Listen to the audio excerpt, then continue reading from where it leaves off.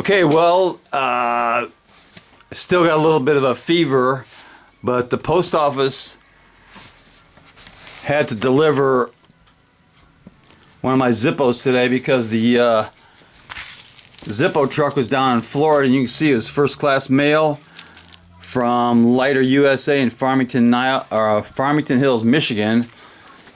And they delivered that letter on time and to the right address. Let's take a look at what I got today. It's the normal Zippo black box, and the label on it says Monkey Grin.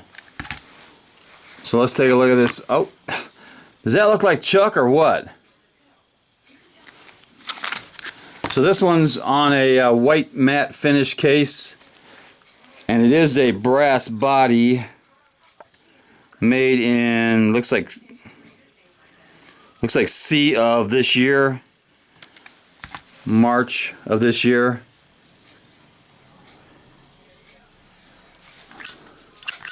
Good sound. Brass always has a good sound, but it's got a steel insert. Lights up nice. That is the it's the monkey business, our Monkey Grin Zippo. We're going to put that right there. And if you don't have any cowbell, try some Hostess cupcakes. But for now, we got cowbell.